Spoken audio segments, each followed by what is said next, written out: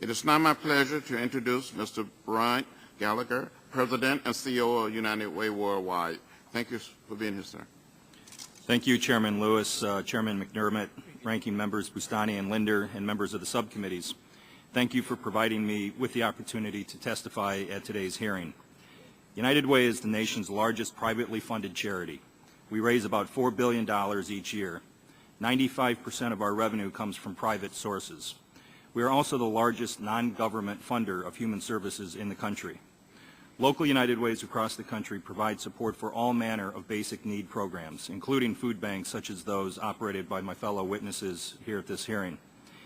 In my written testimony, I discussed the current demand for food-related assistance across the country as United Way sees firsthand through the Emergency Food and Shelter Program which we administer and from data from the 211 system. My fellow witnesses have all made very good points about the demand. I'd like to address how the Ways and Means Committee might help charities meet that need. The single most important action the committee can take is to ensure the preservation of the charitable giving incentives that exist in the current tax code. United Way strongly opposes a cap on charitable deductions as a means of financing health reform or for any other purpose. A cap would reduce charitable giving and undermine our ability to help ensure that individuals and families have access to food, utilities, and housing, and that they can get a job or an education during these challenging economic times. As we look to the 2011 budget cycle, United Way is increasingly concerned that a cap on charitable deductions will be considered to raise revenue. At this critical time in the economic crisis, creating a disincentive for charitable giving is not the way to raise revenue. America has long been defined by an endearing and powerful characteristic, its charitable spirit. Alexis de Tocqueville, the 19th century French philosopher, described America as unique among nations for its care and compassion, part of the very fabric of our society. This core belief is embodied in our federal tax laws. Basically, if you give some of your income to charity, the government doesn't tax that income. No matter how much you earn, you are not taxed on the income that you donate to those in need. Debate about how much some individuals get to deduct is misleading. Your deduction is simply equal to your tax rate. This is fair for everyone who gives to charity. When tax rates increase, we believe the charitable deduction rate should increase at the same rate. Any cap on charitable deductions means some people will be taxed on income they are contributing to advance the common good.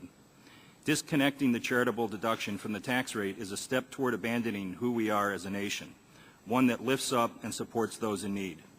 More importantly, as a result of a cap, some people will give less and those who most need help will be hurt. For those at the bottom of the economic spectrum, up to 52 million people served each year by United Way funded programs, all that really matters is that the charitable services they rely on would be reduced. At scale, capping the charitable deduction will negatively impact hundreds of thousands of individuals each year. We do not envy the challenge Congress faces in finding sources of revenue, but those individuals and families most in need should not unfairly carry the burden. In addition to preserving the charitable deduction, there are other tax policies that I would encourage the Ways and Means Committee to consider. United Way has worked closely with independent sector and others to ask Congress to extend the IRA charitable rollover giving incentive before it expires at the end of the year. This incentive has proven to be a simple, efficient, and effective means to provide millions of dollars to charitable organizations and benefit millions more Americans. I also encourage the Ways and Means Committee to revisit the non-itemizer deduction. From 1982 to 1986, federal tax law allowed taxpayers to deduct their charitable contributions regardless of whether they took the standard deduction or itemized deduction separately. This change would allow millions of taxpayers to deduct gifts and create significant new charitable giving. As a final comment, in my 30 years working in the United Way system in communities throughout the country, my experience is that high net worth donors are generous in their willingness to support their communities through charitable giving. They want to give, but if these key donors believe they must reduce their giving because of tax implications, contributions will fall and communities lose vital charitable resources.